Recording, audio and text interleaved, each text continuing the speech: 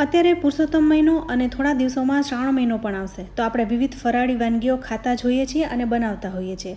તો આજે આપણે એકદમ માર્કેટમાં મળે એવો રાજગરાની સેવ અને શિંગદાણાનો ફરાળી ચેવડો બનાવીશું. તો આ ફરાળી ચેવડો એટલો સરસ લાગે છે ને કે ખાતા તો હાથ જ ના રોકાય.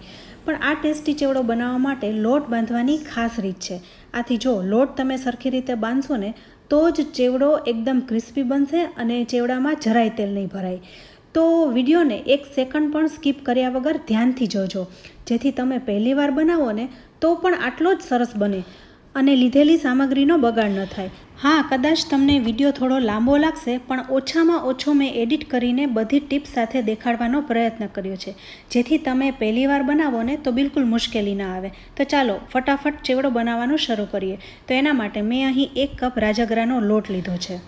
રાજગરા ખાવાના ફાયદા તો તમે જાણો જ છો. ફરાળમાં રાજગરાનો ઉપયોગ કરો ને તો તમને પર્યાપ્ત માત્રામાં પ્રોટીન, મિનરલ્સ અને એન્ટીઓક્સિડન્ટ મળી રહેશે. એટલે બને તેટલો રાજગરાની ફરાળી વાનગીઓમાં ઉપયોગ કરવો. હવે 1 કપ લોટ સાથે સ્વાદ પ્રમાણે મીઠું ઉમેરી દેવાનું છે, એટલે કે સિંધાલું ઉમેરવાનું છે. સાથે 1/4 કપ જેટલું પાણી લીધું છે. અહીં જ ખાસ ધ્યાન રાખવાનું છે કે લોટ તમારે કેવી રીતે અને કેવો બાંધવાનો છે. તો અહીં લોટ છે ને એકદમ કઠણ બાંધવાનો છે, એટલે એકી સાથે પાણી ઉમેરી ન દેતા પાણી ઉમેરવા માટે ચમચીનો જ ઉપયોગ કરવાનો. ચમચીથી જ થોડું થોડું પાણી ઉમેરીને મિક્સ કરતા જવાનું છે.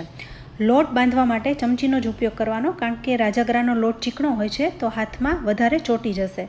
તો આવી રીતના મિક્સ કરતા જવાનું છે અને પાણી ઉમેરતા જવાનું છે. તો સૌપ્રથમ આપણે અહીં 3 ચમચી જેવું પાણી ઉમેરીને મિક્સ કરી લીધું છે. મિક્સ કરતા જવાનું છે અને પાણી ઉમેરતા જવાનું છે. તો હવે 3 ચમચી ઉમેરી મિક્સ કરી દીધું છે. ત્યારબાદ ફરી 2 ચમચી જેવું પાણી ઉમેરીને ફરી મિક્સ કરીશું. એટલે ટૂંકમાં લોટ છે ને એ તમારો કઠણ રહેવો જોઈએ, સોફ્ટ ના થઈ જવો જોઈએ. જો તમારો લોટ સોફ્ટ થઈ ગયો ને વધારે પાણી ઉમેરાઈ ગયું ને તો રાજગરાની જ્યારે તમે સેવ પાડશો તો એમાં ખૂબ જ તેલ ભરાઈ જશે. એટલે બને એટલો કઠણ લોટ રાખવાનો છે. હવે આપણે ચમચી છોડીને હાથેથી જ મિક્સ કરીશું. તો અહીં આપણે કુલ 1/4 કપ જેવું પાણીનો યુઝ કરી લીધો છે. તો છેલ્લું જે 1 ચમચી જેવું પાણી વધ્યું છે એ પણ ઉમેરી દઈશું અને મિક્સ કરી લઈશું. અહીં હું આવી રીતના એટલા માટે દેખાડી રહી છું કે તમે પાણીનો ઓછામાં ઓછો ઉપયોગ કરો. જો પરફેક્ટ માપ સાથે તમે આ લોટ બાંધશો ને ચેવડો ખૂબ જ સરસ બનશે. હવે ફરી આપણે 1/4 કપ જેવું પાણી લીધું છે અને એમાંથી 2 ચમચી જેવું પાણી ઉમેરીને ફરી આપણે લોટને મિક્સ કરી લઈશું. આ લોટ હજુ કઠણ જ છે, પણ વિડીયોમાં તમને ખબર નહીં પડે કે મારો લોટ કેટલો કઠણ છે, એટલા માટે જ હું પાણીનું પરફેક્ટ માપ દેખાડી રહી છું. તો હવે લોટ છે એ બંધાવા લાગ્યો છે, પણ તોય છૂટો છૂટો થઈ જાય છે. તો હવે બહુ વધારે પાણી નહીં જોઈએ, માત્ર 1 કે 2 ચમચી જેવું જ પાણી જોઈશે. થોડો આપણે બાઇન્ડિંગ આવી જાય એટલા પૂરતું જ હવે પાણી ઉમેરવાનું છે. તો અહીં આપણે ફરી 1 ચમચી જેવું પાણી ઉમેરી દીધું છે.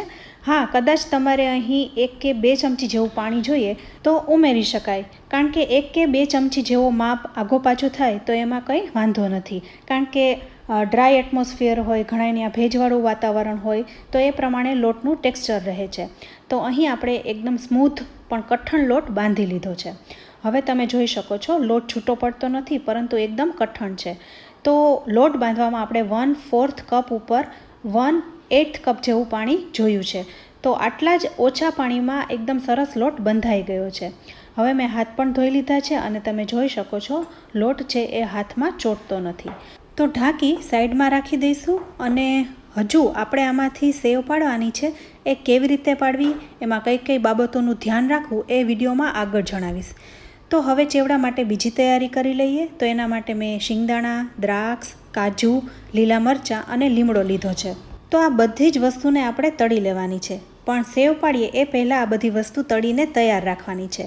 તો અહીં મેં શિંગદાણાને તેલમાં ઉમેરી દીધા છે. મીડિયમ ટુ લો ફ્લેમ ઉપર શિંગદાણા તળવા, એટલે કડવા ન લાગે. જો હાઈ ફ્લેમ ઉપર કરશો તો શિંગદાણા બળી જશે અને કડવો સ્વાદ આવી જશે.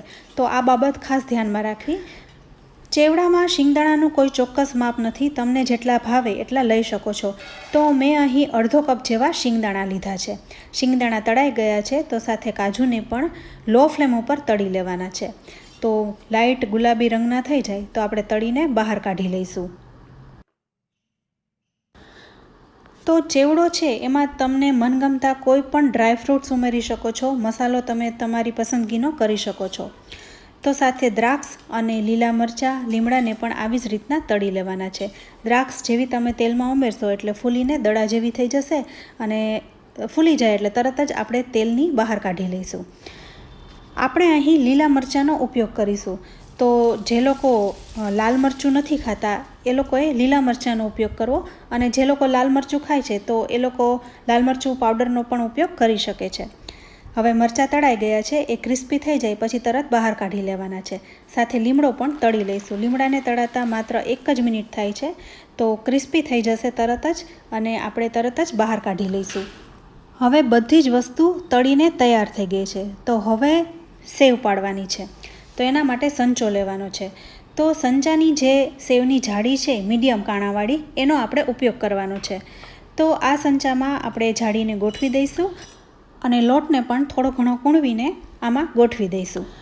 આપણે અહીં લોટને કઠણ રાખ્યો છે એટલે સેવ પાડવામાં મહેનત તો પડવાની છે, પણ તમારે એ જ ધ્યાન રાખવાનું છે કે એટલો બધો પણ કઠણ નથી બાંધવાનો કે સેવ છે એ સંચામાંથી બહાર જ ન નીકળે.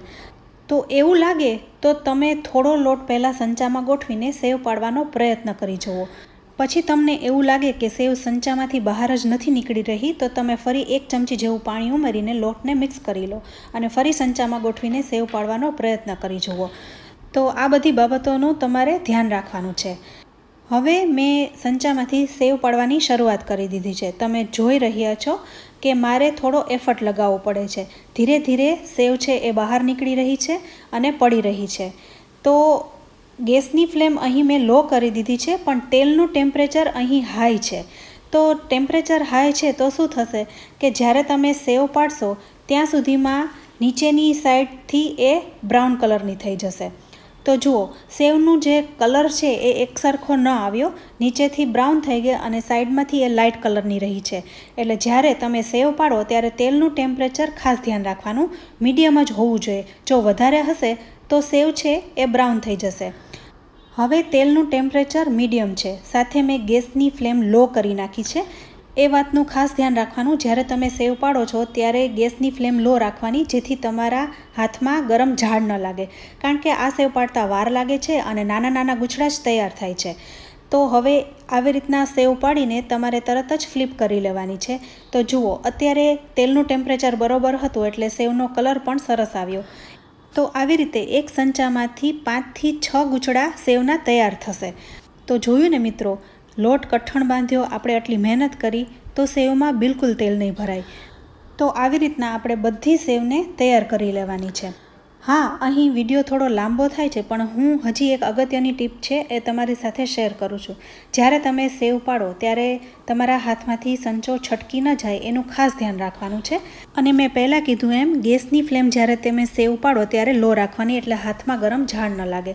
બસ આ જ 2 વસ્તુનું ખાસ ધ્યાન રાખીને તમારે આવી રીતના સેવ પાડી લેવાની છે. તો આપણે અહીં બધી સેવને તૈયાર કરી લીધી છે. તો ફ્રેન્ડ્સ, તમે અહીં જોઈ રહ્યા છો સેવ બધી તૈયાર છે. સાથે આપણે મસાલા પણ કરી લઈએ. તો ઓલરેડી આપણે શિંગદાણા, લીમડો, લીલા મરચાં, કાજુ વગેરે બધું તળીને રાખી દીધું છે. તો હવે આ સેવ ઉપર આપણે બધા મસાલા કરી લઈએ. તો અહીં મસાલો છે એ તમે તમારી પસંદગી મુજબ કરી શકો છો. તો સૌથી પહેલાં હું અહીં સેવ ગરમ છે તો ખાંડ ઉમેરી દઈશ. હું અહીં 2 ચમચી જેવી ઉમેરી રહી છું. તમે તમારા સ્વાદ પ્રમાણે ઉમેરી શકો છો. હવે સેવનો થોડો ભૂકો કરી લઈશું. તો ફ્રેન્ડ્સ, અહીં તમે સાંભળી શકો છો કે સેવ કેટલી ક્રિસ્પી થઈ છે. હવે ખાંડ બરોબર મિક્સ થઈ ગઈ છે, તો અડધી ચમચી જેવું આમચૂર પાવડર ઉમેરીશું. સેવનો લોટ બાંધતી વખતે આપણે થોડું સિંધાલું ઉમેર્યું હતું, તો સ્વાદ મુજબ એ સિંધાલું થોડું ઉમેરીશું. અને અહીં જો તમે લાલ મરચું ફરાળમાં ખાતા હોય તો ઉમેરી શકાય, પણ હું નથી ઉમેરી રહી. હું અહીં અડધી ચમચી જેવો મરીનો પાવડર ઉમેરી રહી છું. સાથે આપણે લીલા મરચાં ઉમેર્યા છે એટલે તીખાશ બરોબર આવી જશે. તો હવે બધા મસાલા આપણે ઉમેરી દીધા છે, તો સારી રીતના મિક્સ કરી લઈશું. અત્યારે આ ચેવડામાં મેં શિંગદાણાનો વધારે ઉપયોગ કર્યો છે, પણ તમારી પાસે જો બટાટાની સુકવણીનું ખમણ પડ્યું હોય તો એ આમાં તળીને ઉમેરી શકાય. તો આ રીતે મિક્સમાં પણ રાજગરાનો ચેવડો બનાવી શકાય છે. તો ફ્રેન્ડ્સ, વિડીયોમાં બતાવેલી બધી ટિપ્સ અને ટ્રિક્સને ફોલો કરીને આ રીતે ચેવડો બનાવશો તો સવાલ જ નથી કે તમારો ચેવડો ખરાબ થાય. તો ફ્રેન્ડ્સ, જો તમને આ રેસીપી સારી લાગી હોય તો વિડીયોને લાઇક અને શેર કરજો. સાથે અમારી ચેનલ કિચન સિરીઝને જરૂરથી સબસ્ક્રાઈબ કરી લેજો અને અમારા ફેસબુક પેજને લાઇક કરી ફોલો કરજો. તો આશા રાખું છું કે તમને આ વિડીયોમાં બધી જ માહિતી સરળ રીતે સમજાઈ ગઈ હશે.